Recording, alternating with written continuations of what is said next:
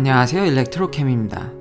오늘은 죽스가 또 한번 두 번째 자율주행 영상을 공개했는데요. 그것에 대해 한번 알아보려고 합니다. 많은 분들이 여전히 계속 그 테슬라와 웨이모의 이제 비교를 원하시는데, 제 지난 영상들을 참고해 주시면 매우 감사드리겠고, 솔직히 둘 다 지금 레벨 5를 가기에는 쉬워 보이는 상황이 아닙니다. 그래서 딱히 이게 누가 낫다고 얘기하기가 좀 힘든 상황이죠. 테슬라로서는 사실 많은 이점을 얻었죠. 일단 웨이모만 자율주행 퍼밋이, 무인 자율주행 퍼밋이 있었기 때문에 이제 웨이모가 좀 더 앞선 평가를 받았는데요. 지금은 뭐 그닥 차이가 나아 보이지 않기 때문에 테슬라가 거의 많이 쫓아왔다는 생각이 듭니다. 그것에 대해서 확답을 하기 전에 이 죽스의 사례가 이번에 공개한 영상이 좀 비교하는데 도움이 되지 않을까 싶습니다. 이 두 번째 영상에 대해서 이미 포브스가 기사를 냈고 이번에는 많이 까였습니다. 저도 실제로 유튜브 가서 이 영상을 다 확인했고요. 30분짜리 영상이고요. 유튜브에 이 회사 이름을 치게 되면 이 영상이 바로 뜹니다. 그 전 영상은 샌프란시스코 영상이었는데, 이번엔 라스베가스에서 새롭게 퍼밋을 얻어서 이 무인 택시는 아니고요, 무인 택시 비슷하게 테스트한 영상을 이번에 공개했습니다. 근데 제가 봐도 좀 많이 실망스럽더라고요. 조금은. 과연 이래가지고 택시 서비스를 할 수 있겠나라는 생각이 들더라고요. 몇 개 장면을 제가 캡처해봤는데, 보시면 이 호텔로 들어갔는데요, 호텔에 이렇게 임시로 콘을 이렇게 세워놓은 부분이 있는데, 확대해보시면 이 여기서 어디로 갈지 몰라서 이제 차가 왔다리 갔다리 하는 모습을 보입니다.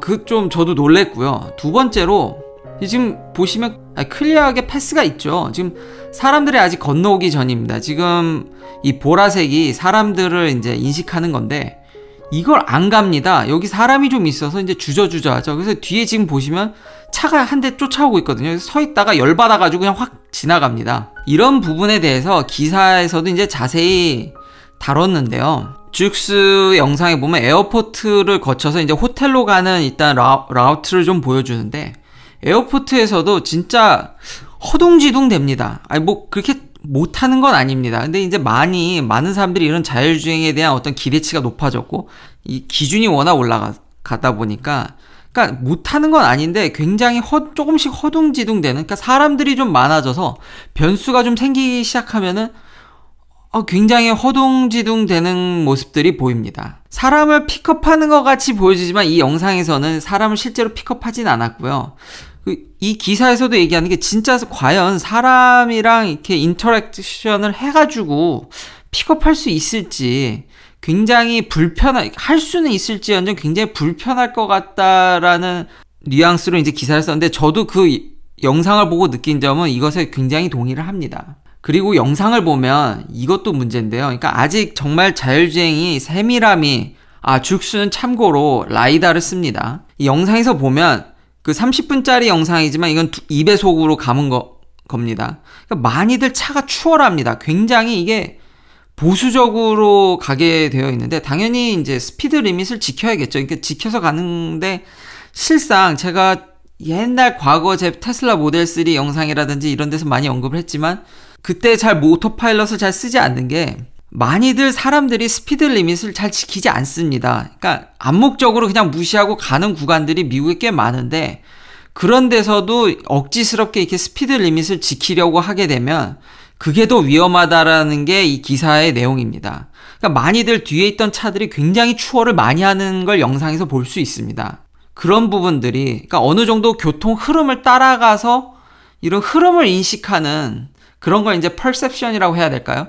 그런 면들이 좀 부각돼야 되는데, 고집스럽게 이제 느리게 가다 보니까 주변 차들이 굉장히 욕을 하려고 하지만 이제 사람이 운전하고 있지 않기 때문에, 하지만 욕은 엄청 하고 싶어하는 그런 느낌이 팍팍 옵니다.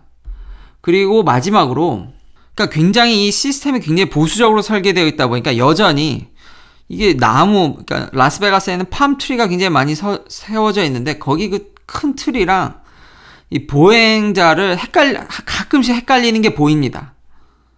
그러니까 만약에 이렇게 유령을 보고, 이걸 뭐 팬텀 브레이크라고 해야 될까요?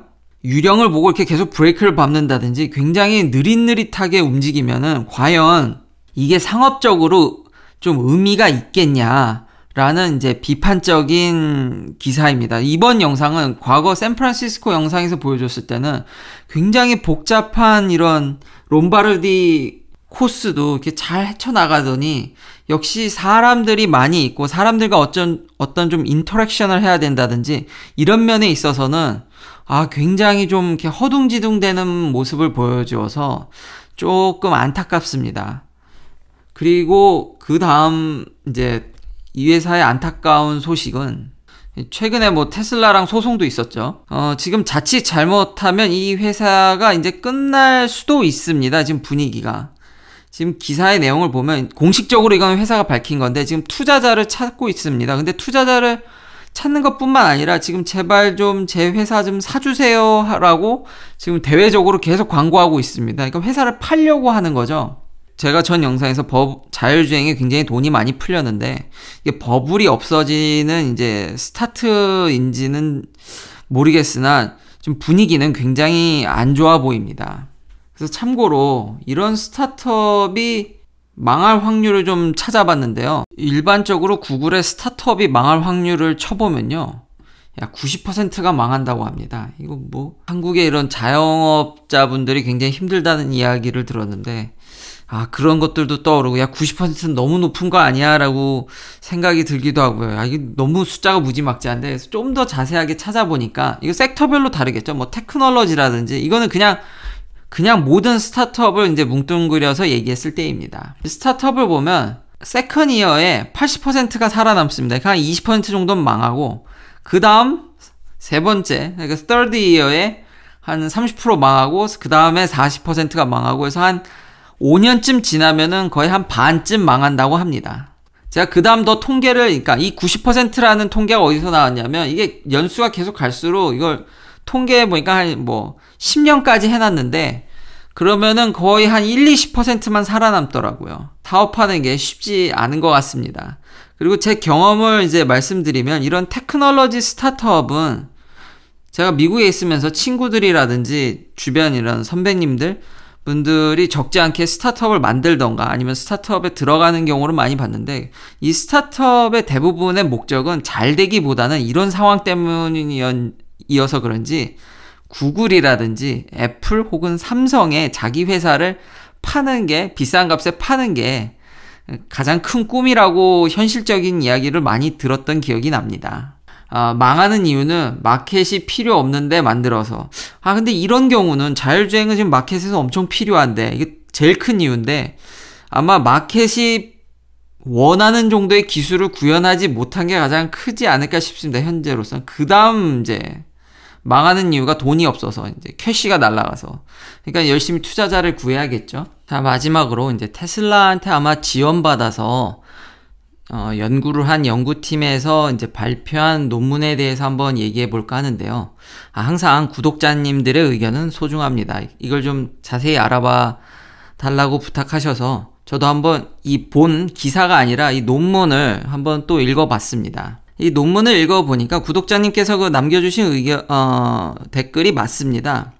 그러니까 하이브리드 배터리의 의미가 뭐냐면 지금 전에도 늘 제가 이제 과거에 만들어 놓은 배터리 영상들을 참고해 주시면 감사하겠는데 거기 보면 이제 여러 가지 일렉트로드에 대해서 제가 다 이제 이야기를 했었거든요. 그 일렉트로드를 보면 리튬 메탈 자체를 쓰게 되면 이게 에너지 용량은 좋은데 문제는 굉장히 이 열화, 디그레데이션이 굉장히 빨리 됩니다. 그러니까 용량은 엄청 크지만 많이 쓰질 못하고 지금 현재 상용화된 거는 그래파이트, 그러니까 흑연을 굉장히 많이 쓰죠. 그러니까 흑연은 용량을 그렇게 늘려주진 못하지만 안정성에서 좋고 그래서 이걸 두 개를 짬뽕하는 겁니다. 짬뽕을 해서 평소에는 그래파이트만 쓰다가 물론 이 논문은 그것도 한 가지 큰 축이긴 하지만 일렉트로라이트라든지 여러 가지 이런 다른 면도 부가적으로 다뤘고요. 이 퍼블리시된 페이퍼도 이 저널도 굉장히 나쁘지 않은 저널이더라고요. 임팩트 팩터가 두 자릿수 이상 된, 10을 좀 넘습니다. 예, 제가 전에 말씀드렸듯이 이 내용이 좋은지 나쁜지를 좀 알고 싶으시면 이제 나간 이 저널의 어떤 퀄리티라든지 임팩트 팩터를 보시면 그게 좀 더 쉽게 이해하시는 데는 좀 그러니까 이걸 믿을 만한지 아닌지는 좀 도움이 됩니다. 롱 레인지를 가고 싶을 때는 이 리튬 메탈을 이제 오픈하는 거죠. 물론 이 페이퍼는 이걸 짬뽕했을 시에 또 어떤 케미컬이 어떻게 진행되는지 이런 것도 다 써져 있긴 한데요. 메인 키포인트는 기사에서 다룬 메인 키포인트는 그게 맞습니다. 그래서 좋은 아이디어인데 기사 마지막에도 이렇게 얘기하고 있죠. 아직은 좀 무리다. 그리고 상용화되기에는 정말 먼 길을 가야 되고 좀 그런 걸 얘기하기엔 좀 얼리 스테이지, 좀 이르다. 이런 아이디어가 사실 이번이 최초는 아니고 과거에 다른 이제 기성 자동차 회사들이 이런 거에 대해서 이미 이야기를 많이 했었다라는 것도 언급되어 있습니다. 이 아이디어는 진짜 괜찮은데요. 그러니까 평소에는 그래파이트를 쓰다가 리튬 메탈 같은 혹은 뭐 실리콘이 될 수도 있죠. 이제 에너지 용량을 많이 늘릴 수 있는 일렉트로드를 쓰면 되는데 이게 문제가 뭐냐면 우리는 늘 잊지 말아야 되는 게 안정성입니다. 이거를 셀렉티블리, 그러니까 항상 선택적으로 이거를 골라가지고 쓰기가 이게 굉장히 리튬 메탈이 굉장히 반응성이 어마어마합니다. 그러니까 이 셀 내에서 뭔 짓을 할지 모릅니다. 그러니까 안정성을 고려하면은 이미 같은 셀이 이게 존재한다는 것 자체가 위험이 높고요. 그리고 이거를 따로 어떻게 관리하기 위해서 또 부차적인 어떤 시스템이라든지 물질이라든지 이런 것들을 고려하게 되면 난이도가 진짜 꼽에 꼽으로 늘기 때문에 상용화 하기에는 역시 쉽지 않습니다. 시청해주셔서 감사합니다. 구독, 좋아요 부탁드립니다. 내일도 테슬라 관련 이야기들로 찾아뵙겠습니다.